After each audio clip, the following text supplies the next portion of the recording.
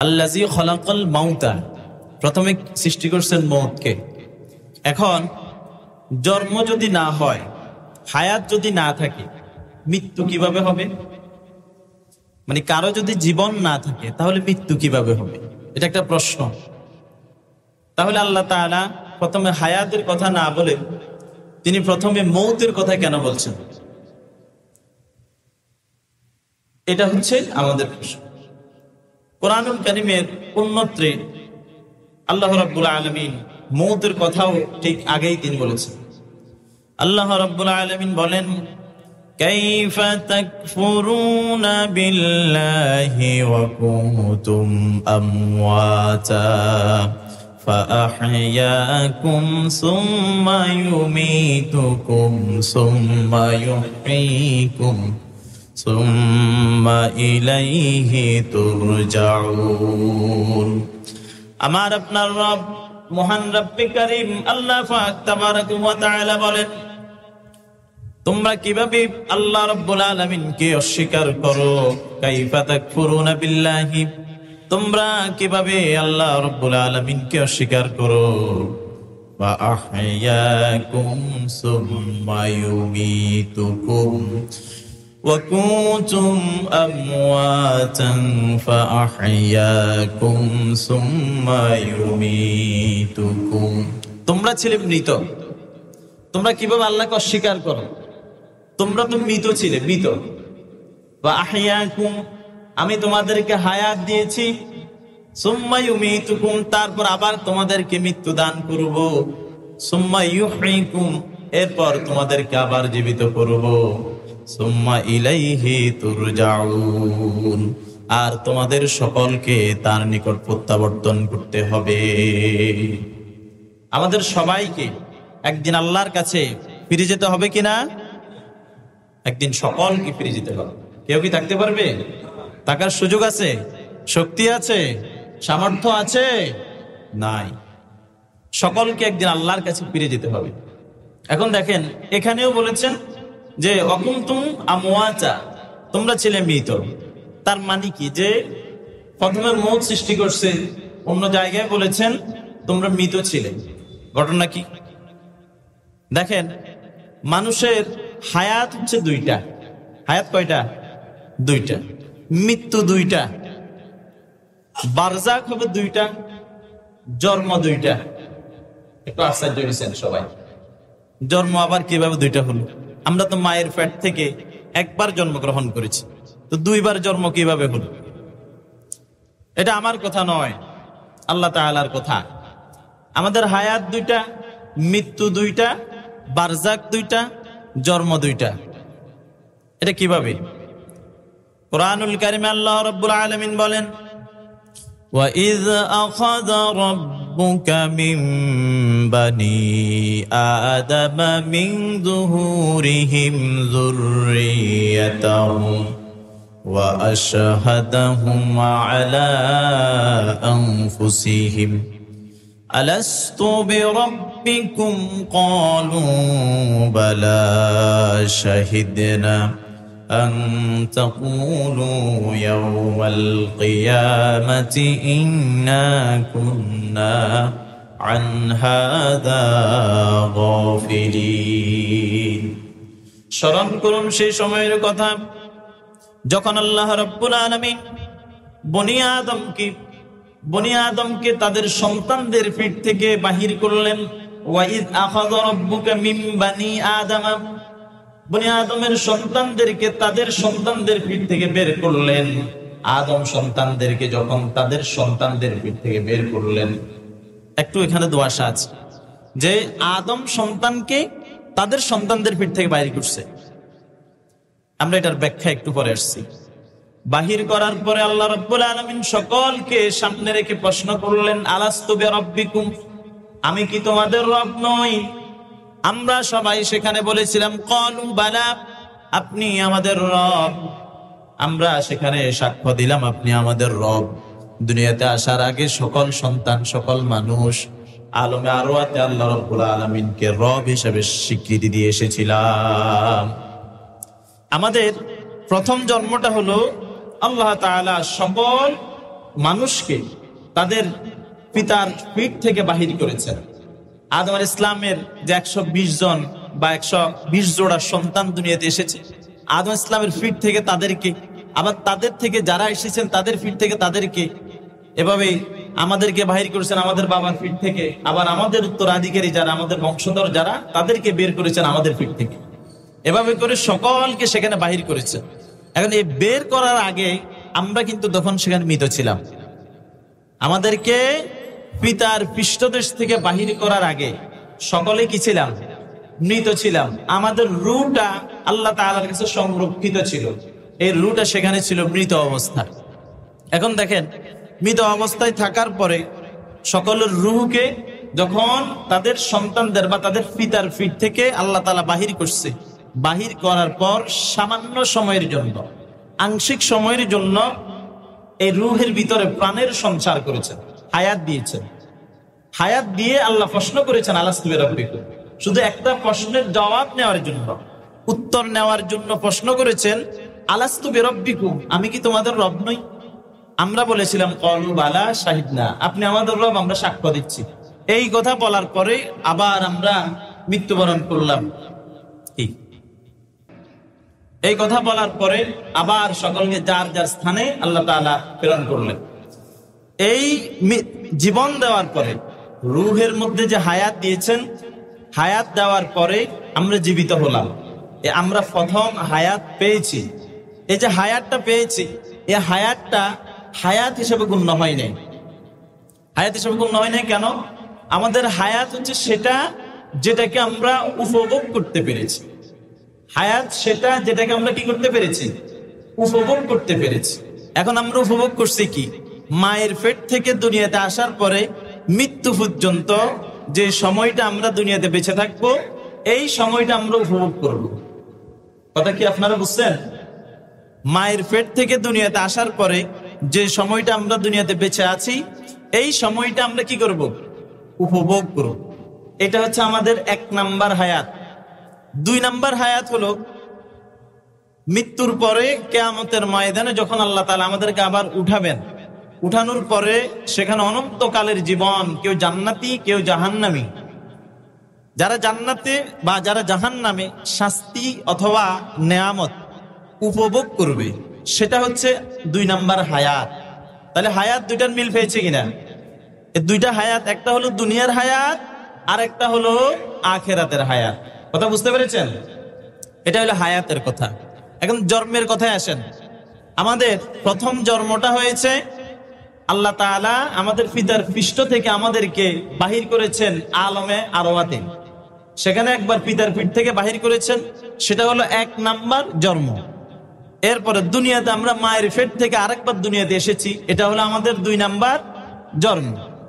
এরপর আসেন মৃত্যুর কথা।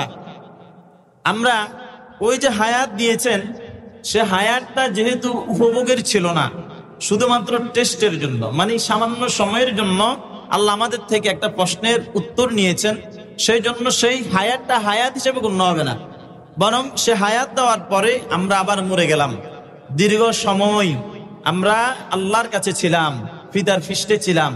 তো এই যে দীর্ঘ সময় ছিলাম পিতার পৃষ্ঠে অথবা আল্লাহর কাছে, তখন কি আমরা জীবিত ছিলাম না মৃত ছিলাম? মৃত। এই জন্য আমরা মৃত ছিলাম, আল্লাহ আমাদেরকে হায়াত দিয়েছেন। আল্লাযী খলাকাল মাউতা, তোমরা ছিলে মৃত। এই মৃতটা কোন মৃত বুঝতে পেরেছেন? আল্লাযী খলাকাল মাউতা, তোমরা ছিলে কি? মৃত। এই মৃতটা কোন মৃত বুঝতে পেরেছেন? এটা হচ্ছে আলমে আরোহার মধ্যে যে ছিলাম, হায়াত দেওয়ার পরে আবার আমরা মরে গেলাম, সেখানে দীর্ঘ সময় আল্লাহর কাছে ছিলাম। দুনিয়াতে আসার আগ পর্যন্ত এই সময়টা আমরা ছিলাম মৃত।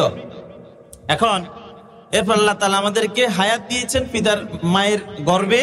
4 মাস 10 দিন অতিবাহিত হওয়ার পরে আমাদের এই দেহের মধ্যে প্রাণ এসেছে, তখন আমরা হয়েছি জীবিত। এটা হচ্ছে 1 নাম্বার জীবিত, ওইটা হচ্ছে 1 নাম্বার মৃত। এরপর দুনিয়াতে একটা নির্দিষ্ট সময় থাকার পরে আবার মৃত্যুবরণ করব, এটা হলো আমাদের 2 নাম্বার মৃত্যু। কত নাম্বার মৃত্যু? 2 নাম্বার মৃত্যু। এখন আসেন, পৃথিবীতে যত মানুষ অতীতে ছিল, বর্তমানে আছে, ভবিষ্যতে আসবে, সকল মানুষের হায়াত সমান। সকল মানুষের হায়াত কি? সমান। এটা বুঝে আসে নাই আপনাদের। সকল মানুষের হায়াত সমান কিভাবে, একটু ব্যাখ্যা আসেন। আমরা ওই যে হায়াত আলাস্তু বিরাব্বিকুম প্রশ্নটা করছে, করার পরে আবার রুটা নিয়ে গেছে না। যখন প্রশ্ন করছে, প্রশ্ন করার সময় সকলে একসাথে ছিলাম। পৃথিবীতে যত মানুষ আসবে কিয়ামত পর্যন্ত সবাই সেখানে কি ছিলাম? একসাথে ছিলাম। এখন এই সকলে যে একসাথে ছিলাম, সকলের দেহের মধ্যে বা রুহের মধ্যে একসাথে প্রাণ এসেছিল কিনা? একসাথে প্রাণ এসেছিল। একসাথে প্রাণ আসার কারণে আমাদের সকলের হায়াত সমান। এখন আমাদের বরজাক হচ্ছে দুইটা। বরজাক কি? বরজাকটা হলো মৃত্যুর পরের যে জীবন, কিয়ামতের ময়দান কায়েম হওয়ার আগ পর্যন্ত কবরের যে জীবনটা, এটাকে বলে বরজাকের জীবন। এখন দেখেন, আমাদের বরজাকের জীবন সকলের দুইটা হলো, একটা হলো সেখানে মৃত্যুর পরে দুনিয়াতে আসার আগ পর্যন্ত এই সময়টা, এটা একটা বরজাক। এটা একটা কি? বরজাক। এরপরে দুনিয়াতে আসার পরে মৃত্যুবরণের পর থেকে আবার কিয়ামতের ময়দান পর্যন্ত যে বিশাল একটা অংশ, এটা একটা বরজাক। এখন দেখেন, সর্বপ্রথম মানুষ হিসাবে পৃথিবীতে আগমন করছেন কে? আদম আলাইহিস সালাতু ওয়াস সালাম। আদম ইসলাম সর্বপ্রথম আসছেন। তিনি সর্বপ্রথম আসার কারণে ওই দিকে তার বরজাকটা কম ছিল। কথা কি বুঝতে পেরেছেন? ওই দিকে তার বরজাকটা কি ছিল? কম ছিল। আজকের এই আয়াতের তাফসীরটা একটু কঠিন, মনোযোগ দিয়ে যদি শুনতে পারেন বুঝবেন মানব সৃষ্টির রহস্য, মৃত্যু এবং জীবন সম্পর্কে। তিনি দুনিয়াতে আগে আসার কারণে প্রথম দিকের তার বরজাকটা ছিল কি? কম। এরপরে 1000 বছর দুনিয়াতে হায়াত লাভের পরে 1000 বছর তিনি দুনিয়াতে কতদিন ছিলেন? 1000 বছর। 1000 বছর দুনিয়াতে থাকার পরে তিনি যে মৃত্যুবরণ করছেন, সেই সময় থেকে আজকের এ পর্যন্ত প্রায় 15,000 বছরের কাছাকাছি। মুফাসসিরিন ইকরাম বলেন, আল্লাহু আলাম, ভালো হিসাবটা আল্লাহ জানেন।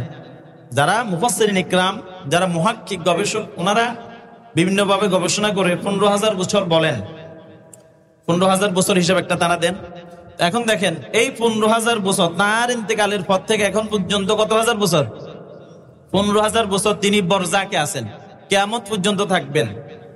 এখন যারা দুনিয়াতে আসছে, আজকে দিনে ধরেন যারা দুনিয়াতে এসেছে, তাদের বরজাক হচ্ছে সেই দিন থেকে, আলাস্তু বিরাব্বিকুম, সেই প্রশ্ন থেকে আজকের এই দিন পর্যন্ত তাদের কি ছিল? বরজাক ছিল। তারা ধরেন মৃত ছিলেন, কবরে ছিলেন। আবার আজকের দিনে তারা দুনিয়াতে আসার পর থেকে যতদিন তারা দুনিয়াতে জীবিত থাকবেন, আবার এই ততদিন থেকে, এর পর থেকে তাদের দ্বিতীয় বরজাক শুরু হবে।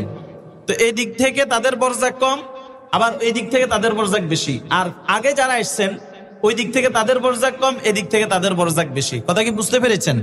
সুতরাং উভয় দিক থেকে হিসাব করলে সকল মানুষের হায়াত কি? সমান। সকল মানুষের হায়াত সমান।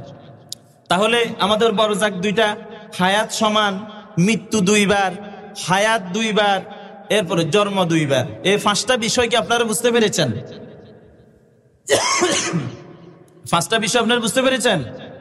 একটু কঠিন এটা আলোচনা, ইউটিউবে যাবে, ফেসবুকে যাবে। যারা অ্যাড আছেন আবার শুনলে আবার বুঝবেন, আর যারা অ্যাড নেই আমাদের সাথে অ্যাড হয়ে যাবেন, তাহলে আপনারা এগুলো বুঝবেন। বারবার শুনলে এই বিষয়গুলো বুঝে আসবে। কোরআনুল কারীমের আয়াতের তাফসীর করার মতো যোগ্যতা আমাদের নাই। মুফাসসিরিন ইকরাম যে তাফসীর করেছেন, আমরা শুধু সেটা আপনাদের সামনে আলোচনা করি। তাফসীর দেখে দেখে পড়ে এসে আপনাদের সামনে এটা কি করি? আলোচনা করি। আমাদের নিজেদের থেকে তাফসীর করার যোগ্যতা আমরা রাখি না, এবং মুফাসসির নিজেকে মনেও করি না। মুফাসসিরিন ইকরাম যে তাফসীর করেছেন, সেই তাফসীরটা শুধু আপনাদের সামনে আলোচনা করেছি। এখন দেখেন, আল্লাযী খালাকাল মাউতা ওয়াল হায়াতা লিয়াবলুয়াকুম আইয়ুকুম আহসানু আমালা। আল্লাহ রাব্বুল আলামিন তোমাদের জন্য সর্বপ্রথম মৃত্যুকে সৃষ্টি করলেন। মৃত্যুকে সৃষ্টি করার পর 2 নম্বরে তিনি তোমাদের জন্য হায়াত সৃষ্টি করলেন। আমরা মৃত ছিলাম, সেই মৃত থেকে আমরা জীবিত হলাম। মৃত থেকে জীবিত হওয়ার পরে এই যে জীবনটা আল্লাহ আমাদেরকে দিয়েছেন, এই জীবনটা দেওয়ার কারণ কি ছিল? এই জীবনটা দেওয়ার কারণ ছিল আমরা আল্লাহর ইবাদত করব, তার গোলামি করব, তার বান্দিগি করব, তার হুকুম পালন করব। আর আল্লাহ তাআলা সেই বান্দিগি করার জন্যই আমাদেরকে দুনিয়াতে হায়াত দিয়েছেন। আল্লাহ রাব্বুল আলামিন বলেন, হায়াত দেওয়ার পরে তোমাদেরকে যে হুকুমগুলো আমি দান করলাম, যে হুকুমগুলো তোমাদেরকে আমি দিলাম, আমি দেখতে চাই তোমাদের মধ্যে এমন কে কে আছে আমার হুকুমগুলো যারা যারা পালন করেছো তাদের পালনের মধ্যে কার পালনটা সবচেয়ে বেশি সুন্দর ছিল। একটা আয়াত রয়ে গেছে যে আমাদের হায়াত দুইবার, মৃত্যু দুইবার, এই সম্পর্কে কোরআনুল কারিমে আল্লাহ রাব্বুল আলামিন একটি আয়াতে বলেছেন, ক্বালু রাব্বানা আমাত্তানা ইসনাতাইনি ওয়া আহইয়াইতানা ইসনাতাইনি ফা'তারাফনা বিযুনুবিনা ফাহাল ইলা খুরুজিম মিন সাবিল। জাহান্নামীরা যখন জাহান্নামী হয়ে যাবে, জাহান্নামী হওয়ার পরে, জাহান্নামে যাওয়ার পরে জাহান্নামের তীব্র যন্ত্রণা, জাহান্নামের তীব্র শাস্তি যখন তারা ভোগ করবে, তীব্র শাস্তিতে যখন তারা অতিষ্ঠ হয়ে যাবে, অতিষ্ঠ হয়ে সহ্য করার মতো, ধৈর্য ধরার মতো আর ক্ষমতা যখন তাদের থাকবে না, তখন আল্লাহ রাব্বুল আলামিনের কাছে আরজ করে বলবেন, হায় আল্লাহ, আপনি আমাদেরকে দুনিয়াতে দুইবার জীবন দিলেন, দুইবার মৃত্যু দিলেন। মৃত্যু কয়বার? দুইবার জীবন দিয়েছেন, দুইবার মৃত্যু দিয়েছেন। দুইবার জীবন এবং দুইবার মৃত্যু, এই বিষয়টা বুঝে আসছে নাকি? আলোচনা করছি আগে। ফা'তারাফনা বিযুনুবিনা, আমরা দুনিয়াতে আপনার যে হুকুমগুলো লঙ্ঘন করেছি, আমরা দুনিয়াতে যে গুনাহগুলো করলাম, আজকে এই দিনে আপনার সামনে আমাদের গুনাহগুলোর স্বীকৃতি দিলাম, আমরা আমাদের সমস্ত গুনাহগুলো স্বীকার করে নিলাম। মেহেরবানি করে ফা'তারাফনা বিযুনুবিনা ফাহাল ইলা খুরুজিম মিন সাবিল। আজকে এই জাহান্নামের শাস্তি থেকে, জাহান্নামের আযাব থেকে কোন রকমে আমাদেরকে বাহির করার কোন সুযোগ আছে কি? আমাদেরকে জাহান্নামের আযাব থেকে বাহির করা যাবে কিনা? এই জাহান্নাম থেকে কোনো মতে আমাদেরকে বের করা যাবে কিনা? যারা একবার জাহান্নামী হয়ে যাবে, তারা যদি ইমানদার না হয়, দুনিয়াতে যদি তাদের ইমান একবারও যদি ইমান না থাকে, অন্তত আল্লাহ রাব্বুল আলামিনকে এবং তার নবীকে যদি অন্তর থেকে স্বীকৃতি দিয়ে একবারও না যায়, তাহলে ওই সমস্ত মানুষগুলো অনন্তকাল জাহান্নামের আযাবে ঝুলতে হবে। জাহান্নামের শাস্তি থেকে তাদেরকে বের করার কোনো সুযোগ নাই। কিন্তু যে মানুষগুলো ইমানদার, দুনিয়াতে ইমান এনেছে, খারাপ কাজ করেছে, গুনার কাজ করেছে, আবার ভালো কাজও করেছে, তাদের গুনার পরিমাণ যদি বেশি হয়, তাহলে সামান্য সময়ের জন্য যতটুকু পাপ করেছে, যতটুকুন পাপ করেছে, সেই পাপের শাস্তি ভোগ করার জন্য অবশ্যই তাদেরকে জাহান্নামে যেতে হবে। নির্দিষ্ট একটা সময় তার সাজা যখন ভোগ হয়ে যাবে, আবার তাদেরকে বের করা হবে। আবে হায়াত নামক নদীতে তাদের এই জ্বলন্ত কঙ্কাল, এই দেহকে তাদের আবার ধুয়ে সুন্দর করে তাতে প্রাণের সংসার করে তাদেরকে জান্নাতে দেওয়া হবে। কিন্তু যে মানুষগুলো আল্লাহর প্রতি ঈমান আনে নাই, সারা জীবন বদ আমল করেছে, নেক আমল করে নাই, সেই মানুষগুলো অনন্তকালের জন্য জাহান্নামী হয়ে যাবে। আল্লাহর থেকে ঘোষণা হয়ে যাবে সেদিন, তাদেরকে আর বের করার কোনো সুযোগ নাই। নাউযুবিল্লাহি মিন যালিক। আল্লাহ তাআলা আমাদের সকলকে জাহান্নামের আযাব থেকে রক্ষা করুক। সকল বলি আমিন। সম্মানিত হাজিরিন, তাহলে যে আল্লাযী খালাকাল মাউতা ওয়াল হায়াত লিয়াবলুয়াকুম, যেন আমি তোমাদেরকে পরীক্ষা করতে পারি,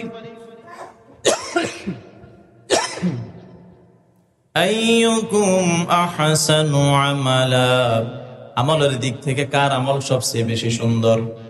নামাজে দাঁড়িয়ে সুন্দর করে প্রতিটি সুন্নাত, প্রতিটি ওয়াজিব, প্রতিটি মুস্তাহাব সুন্দর সুন্দর করে কে পালন করেছে, ইতমিনানের সাথে নামাজ আদায় করেছে। মসজিদে ঢোকার পরে নামাজের আগের যে সুন্নাত, সেই সুন্নাত গুলোকে পালন করলো, এবং ফরজ শেষ হওয়ার পরে যে সুন্নাত, সেই সুন্নাত গুলোকে পালন করলো। এভাবে আগে পরের সুন্নাত কারা পালন করেছে? শুধুমাত্র আল্লাহর সন্তুষ্টির জন্য, আল্লাহকে রাজি খুশি করার জন্য, নবীর শাফায়াত পাওয়ার জন্য, নবীকে রাজি খুশি করার জন্য। নবীর সুন্নাত গুলো কারা পালন করলো? আল্লাহর জিকির কারা করেছে অন্তর থেকে, মানুষকে দেখানোর জন্য নয়। যাকাত কারা দিল আল্লাহর হুকুম পালনের জন্য, মানুষকে দেখানোর জন্য নয়। দান খয়রাত কারা করেছে আল্লাহর হুকুম পালনের জন্য, মানুষকে দেখানোর জন্য নয়। এভাবে যার আমল যত বেশি কলিজা থেকে হবে, আগ্রহ থেকে হবে, দরদ থেকে হবে, দিল থেকে হবে আল্লাহর সন্তুষ্টির জন্য, তারা আল্লাহর কাছে সেদিন তত বেশি প্রিয় হবে। আর যাদের আমল মানুষকে দেখানোর জন্য হবে, আল্লাহর জন্য যেভাবে আল্লাহ নির্দেশ দিয়েছেন, যেভাবে নবীজি করেছেন সেভাবে হবে না, তাদের আমল সেদিন গ্রহণযোগ্য হবে না। এই জন্য আমল যাতে করে গ্রহণযোগ্য করে নিতে পারে মানুষ, সেই জন্য আল্লাহ তাআলা দুনিয়াতে আমাদেরকে হায়াত দিয়েছেন। কিন্তু দুর্ভাগ্য, এই দুনিয়ার হায়াতকে আমরা খেল তামাশা এবং গল্প গুজবে নষ্ট করতেছি। বলুন নাউজুবিল্লাহ। সুতরাং হায়াতকে নষ্ট করে ফেলতেছি আমরা, হাসি তামাশা ঠাট্টা আড্ডা, এরপর বেহুদা কথাবার্তা গল্প আলাপ নষ্ট করতেছি।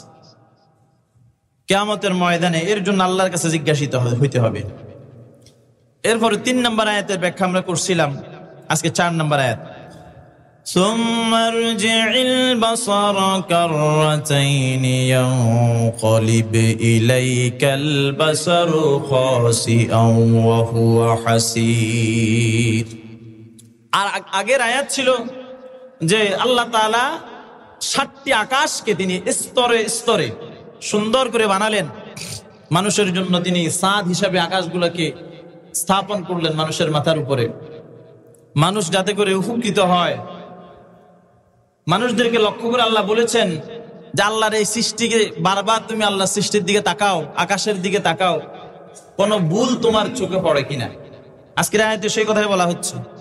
সুম্মা রজি'ল বাসারা, তোমার চক্ষুকে আবার ফেরাও, কাররাতাইনি ইয়ানকালিব, বারবার তোমার চক্ষুকে আল্লাহর সৃষ্টির দিকে ফেরাও, আকাশের দিকে ফেরাও, জমিনের দিকে ফেরাও, বারবার তাকিয়ে দেখো কোন ভুল তোমার চোখে পড়ে কিনা। ইলাইকাল বাসারু খাসিআন ওয়া হুয়া হাসীর। যদি ভুল ধরার জন্য তুমি বারবার, শতবার, সহস্রবার, লক্ষ কোটিবারও আসমানের দিকে তাকাও, আল্লাহর কোন ভুল তুমি ধরতে পারবে না। ভুল তো ধরতে পারবে না, বরং তোমার চক্ষু আল্লাহর এই সৃষ্টির ভুল ধরতে গিয়ে বারবার অনুসন্ধান করতে করতে তোমার চক্ষু ক্লান্ত হয়ে ফিরে আসবে, কিন্তু আল্লাহর এই সৃষ্টির কোন ভুল তুমি ধরতে পারবে না। বলুন সুবহানাল্লাহ। এ পর্যন্ত কি কেউ পেরেছেন আল্লাহর সৃষ্টির ভুল ধরতে? ভবিষ্যতে পারবে? কারো পারার সুযোগ আছে? কারো পারার কোনো সুযোগ নাই। وَلَقَدْ زَيَّنَّا السَّمَاءَ الدُّنْيَا بِمَصَابِيحَ وَجَعَلْنَاهَا رُجُومًا لِلشَّيَاطِينِ।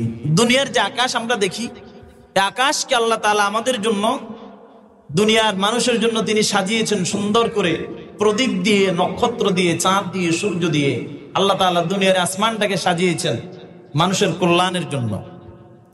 আর প্রথম আসমানে মাঝে মাঝে দেখবেন উল্কা পিন্ডা, এটাকে মিসাইলের মতো, ব্লাস্টিক মিসাইল যেভাবে মারলে এটা এক স্থান থেকে আরেক স্থানে যায়। আসমানের দিকে যখন রাত্রের বেলা তারকারা যে জ্বলজ্বল করে, সেই সময় যদি আপনি তাকান দেখবেন মাঝে মাঝে যেন তারকাগুলো উড়ে। এরকম দৃশ্য কারো চোখে কখনো পড়েছে? আমরা ছোটবেলায় এই সমস্ত দৃশ্য দেখে আমাদের মায়েদেরকে প্রশ্ন করতাম যেগুলো কি, তখন তারা বলতো শয়তানকে তীর মারে। তো সেই কথাটাই আল্লাহ তাআলা বলেছেন, শয়তান যখন দুনিয়ার আসমানের সাথে কান লাগিয়ে আসমানের গোপন তথ্য অনুসন্ধানের জন্য যায়, তখন আল্লাহ তাআলার পক্ষ থেকে নিয়োজিত ফেরেশতারা তাদেরকে তীর নিক্ষেপ করে। এই কথাই বলা হচ্ছে, ওয়ালাকাদ যায়্যানাস সামাআদ দুনিয়া বিমাসাবিহা ওয়াজআলনাহা রুজুমান লিশ-শায়াতিন وَأَعْتَدْنَا لَهُمْ عَذَابَ السَّعِيرِ। আল্লাহ তাআলা বলেন, যারা সাঈরের অধিবাসী হবে, জাহান্নামের অধিবাসী যারা হবে, তাদের জন্য আমি শাস্তিকে প্রস্তুত করে রেখেছি। দুনিয়াতে আল্লাহর হুকুমের প্রতি যারা ভ্রুক্ষেপ করবে না, আল্লাহর হুকুমকে যারা পালন করবে না, তাদের জন্য জাহান্নামের শাস্তি আল্লাহ রাব্বুল আলামিন নির্ধারণ করে রেখেছেন। বলুন নাউজুবিল্লাহ। আর সেই জাহান্নামটা মানুষের জন্য বসবাসের জায়গা হিসেবে খুবই নিকৃষ্ট, খুবই নিন্দনীয়। ওয়ালিল্লাযীনা কাফারু বিরাব্বিহিম আযাবু জাহান্নাম ওয়া বিইসাল মাসীর। সেই জাহান্নামের অধিবাসী কারা হবে? অধিবাসী হবে সেই সমস্ত ব্যক্তিরা যারা দুনিয়াতে তাদের রবের স্বীকৃতি দিবে না, দুনিয়াতে তাদের রবকে রব হিসেবে মানবে না, দুনিয়াতে নবীকে মানবে না, নবীর আদর্শের অনুসারী তারা হবে না, নবীর সুন্নতের প্রাবন্ধী তারা হবে না, তারাই হবে কিয়ামতের ময়দানে আল্লাহর পক্ষ থেকে বিচার ফয়সালা হওয়ার পরে জাহান্নামের অধিবেশন। আর সেটা জাহান্নামীদের জন্য খুবই নিন্দনীয় জায়গা। আল্লাহ রাব্বুল আলামিন বলেন, ইযা উলকু ফিহা সামিউ লাহা শাহীকাও ওয়া হিয়া তাফুর। এদেরকে যখন জাহান্নামে নিক্ষেপ করা হবে, জাহান্নামে এদেরকে নিক্ষেপ করার পর এই সমস্ত জাহান্নামীদেরকে দিকে দেখে জাহান্নাম গোসায় ফেটে ফুটবে, জাহান্নাম রাগান্বিত হয়ে যাবে, জাহান্নাম ক্রোধে ফেটে ফুটবে, জাহান্নাম খুবই ভয়াবহ গর্জন দিতে থাকবে। আর এই সমস্ত জাহান্নামীরা তাদের জাহান্নামের ভয়াবহ গর্জন শুনে তারা ভীত সন্ত্রস্ত হবে। তাকাদু তামাইয়াজু মিনাল গায়যি কুল্লামা উলকিয়া ফিহা ফাওজুন সাআলাহুম খাজানাতুহা আলাম ইয়াতিকুম নাযীর। এই সমস্ত ব্যক্তিদেরকে জাহান্নাম পাওয়ার পরই জাহান্নাম যখন জাহান্নামের রাগে ক্রোধে যখন ফেটে ফুটবে, তখন জাহান্নামের প্রহরী যাদেরকে জাহান্নামের দায়িত্বে নিয়োজিত করা হলো, সেই সমস্ত দায়িত্বশীলরা এই সমস্ত ব্যক্তিদেরকে প্রশ্ন করবে, আলাম ইয়াতিকুম নাযীর, তোমাদের কাছে কি কোনো ভয় প্রদর্শনকারী আসে নাই? তোমাদেরকে কি নিষেধ করে না আল্লাহর পক্ষ থেকে?